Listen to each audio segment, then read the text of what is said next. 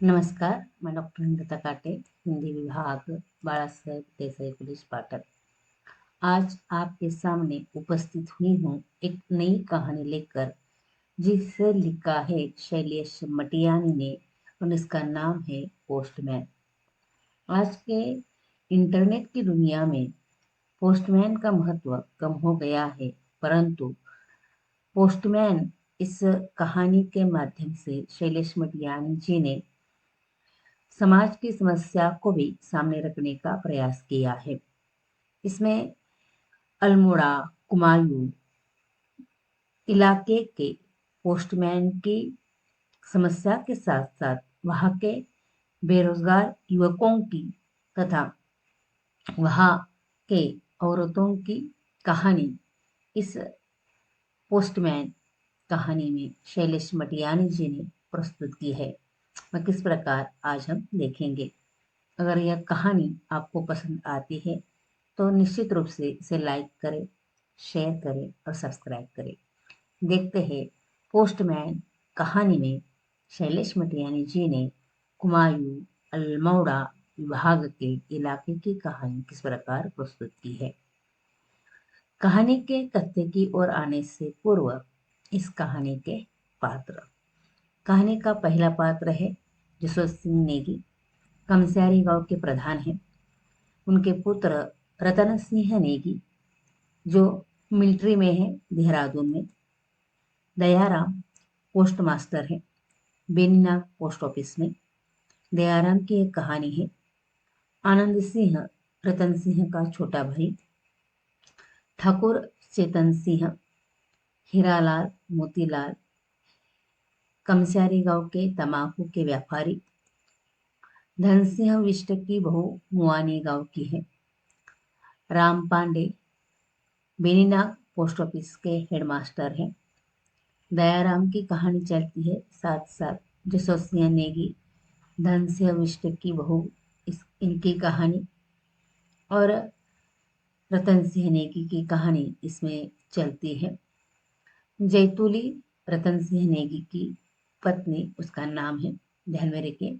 इस प्रकार यह पोस्टमैन कहानी के पात्र हैं और इस कहानी में शैलेश मटियानी ने बहुत खूब वहाँ की भाषा शैली में, कुमायूं भाषा शैली में बहुत सुंदर ढंग से उस इलाके की भावनाओं को, उसकी संस्कृति को प्रस्तुत करने का प्रयास किया है। देखते पोस्टमैन कहानी का कथ्य।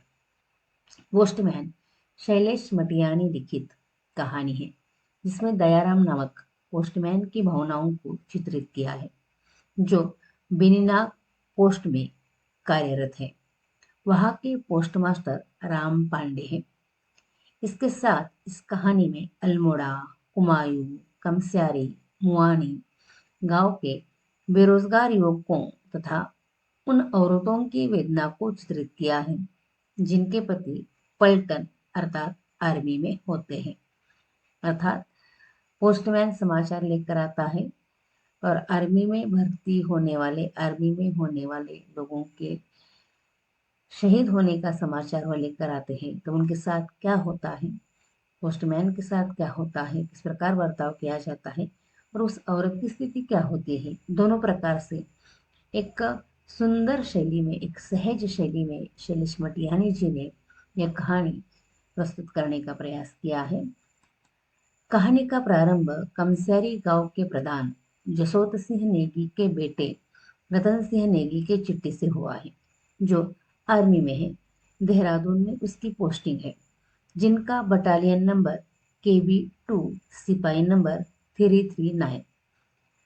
चिट्ठी हाथ में लेते ही जसवंत सिंह बहू को पोस्टमैन के लिए चाय करने के लिए कहते हैं।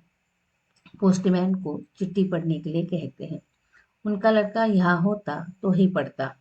वह पढ़ने में बहुत होशियार था। उसकी माँ का विरोध होते हुए भी उसे प्राइमरी तक वह पढ़ाते हैं, कारण उनकी सोच थी कि 4 आखर बाच ले तो ठीक है। आखर यानी अक्षर। आखिर ब्रह्मा जी ने विद्या बनाई किस लिए, अर्थात ब्रह्मा जी ने किस लिए विद्या बनाई है, उसे पढ़ना ही चाहिए। मोतीराम मास्टर ने दर्जा 4 में 3 साल तक रखना चाहा, वरना वह आगे बढ़ जाता। इन्हें अपने पुत्र की प्रशंसा, रतन सिंह नेगी की प्रशंसा जसवंत सिंह नेगी यहाँ करते हैं। प्राइमरी तक उसने शिक्षा प्राप्त की है। अगर उसके मास्टर मोतीराम उनकी कृपा होती तो वह उसके आगे भी पढ़ता, यह बताने का प्रयास वह करते हैं। इसलिए वह आज नहीं, वह पोस्ट मास्टर को चिट्ठी पढ़ने के लिए कहते हैं। रतन सिंह की प्रशंसा सुनने के बाद दयाराम चिट्ठी पढ़ता है, जिसमें बड़ों से आशीर्वाद और छोटों को प्यार था। ठाकुर चेत सिंह की बेटी के साथ छोटे भाई आनंद सिंह की शादी तय करने की भी बात चिट्ठी में थी। इतना ही नहीं तो लड़कियों को घाघरे पिछोड़े बनाना, माँ पिता के लिए अल्मोड़ा के हीरेलाल मोतीलाल के यहाँ से तमाकू की असली पिंडी बनवाना और गोल देवता को नमस्कार कहना, इतनी सारी बातें चिट्ठी में लिखी थी। एक जमाने में लोग बातें करते थे, दूर होकर भी चिट्ठी के माध्यम से दिल की बातें करते थे, लेकिन आज इस फोन के जमाने में वह भी बातें हो नहीं पा रही। ये भी हम इसके माध्यम से कहना चाहेंगे। चिट्ठी पढ़ने के बाद दयाराम आगे निकल जाता है। अपने पिता के कारण दयाराम पोस्ट में नौकरी पर लगा था। हाई स्कूल की पढ़ाई के बाद वह बेकार पड़ा था। उसके पिताजी हरकारे की नौकरी करते थे। वे शहर के पोस्ट मास्टर के यहाँ चातुर्मास भर दही की ठेकियां और ककड़ी लौकी के बोरे पहुंचाते थे, तो उनके बेटे को नौकरी मिली थी। हफ्ते में 2 बार वह कमसारी गांव जाता था। वो महसूस करता है, जब वह मनी ऑर्डर देता है तब लोग उसे तिलक लगाते हैं, और जब तार आती है तब लोग उसे गालियां देते हैं।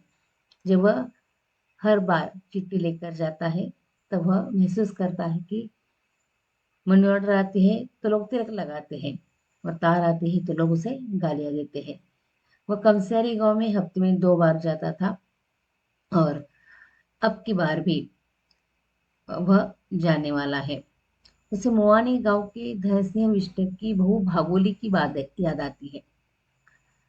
उसे कमसारी गांव जाना है, और कमसारी गांव क्यों जाना है? क्योंकि रतन सिंह नेगी की तार आई है, जशवंत सिंह नेगी की तार आई है। मुआनी गांव, तब उसे मुआनी गांव के धनसिंह विष्ट की बहू भागोली की बात याद आती है। धनसिंह विष्ट का बेटा कश्मीर की लड़ाई में मारा गया था। इसकी तार दयाराम लेकर ही आया था, और उसने ही पढ़कर दिखाई थी। तब भागोली बिजली की चपेट में आई हुई सी मर्मांत चीखें मारती दरांती लेकर दयाराम को मारने दौड़ी थी। उसका मर्म भेदी रुंदन देख दयाराम के भी आंसू निकल आए थे। अपने पति के मृत्यु की खबर सुनकर भागोली की जो अवस्था हुई थी, वह दयाराम को आज याद आती है। केवल भागोली ही नहीं, तो न जाने कितने औरतें अपने पति के विरह में रोती है। इसका एहसास दयाराम को जंगली रास्ते से गुजरते वक्त होता था। वह पहाड़ी औरतों के विरह भरे गीत सुनता है। यह पहाड़ी इलाका है। पहाड़ी इलाके के रास्ते से जाते वक्त वह पहाड़ी औरतों के विरह भरे गीत भी सुनता है। सच में इस इलाके के अनेक बेकार नौजवान आर्थिक विवशता के कारण पलटन में भर्ती होते हैं। यहाँ के नौजवानों को नौकरी न मिलने के कारण वह पलटन में भर्ती होते हैं। ऊपर से लड़ाई का जमाना, इसलिए अधिक नौजवान आर्मी में जाते हैं, और उनकी औरतें पति की प्रतीक्षा में दिन रात रोती रहती है। यह सब याद कर दयाराम डर जाता है, और डर के मारे वह घबरा जाता है। और आज सोमवार है, कमसारी गांव जाना है। अब की बार वह दूसरी बार जा रहा था, परंतु जब वह चिट्ठियां छांट रहा था तब जसवंत सिंह नेगी के नाम पर एक तार वह देखता है। दयाराम डर जाता है। ये बात पोस्ट मास्टर देख रहे हैं। वो दयाराम को पूछते हैं, तुम्हारी तबीयत ठीक नहीं तो मैं जाता हूँ, तेरी भाभी को भी लेकर आऊंगा। मेरी ससुराल रतन न्यारी है। रतन न्यारी कमसारी गांव के नजदीक है। इसलिए उस दिन पोस्ट मास्टर राम पांडे कमस्यारी गांव जाते हैं और दयाराम कमस्यारी गांव नहीं जाता, वह डर जाता है। वह जाने के बाद उसे रतन सिंह नेगी के पत्नी का क्रंदन सुनाई देता है, जैसे विधवा जैतुली उसे कह रही है, इसीलिए डाली थी पोस्टमैन तेरी चाय में 2 मुट्ठी चीनी कि तू मेरी जिंदगी में विष घोल जाएगा। उसे याद आ वास्तव में वह गया नहीं, वह सपना देखता है, उसे याद आता है, मर जाए पोस्टमैन तो तुझे जन्म देने वाले के घर सरकारी तार पहुंचे, तूने मेरे रतन सिंह को गोली मारी। दयाराम डर जाता है और कहता है मैंने गोली नहीं मारी। दयाराम ये कह रहा था कि राम पांडे वहां पहुंचते हैं, उसे झकझोरते हैं और कहते हैं ज्यादा बुखार चढ़ गया है क्या।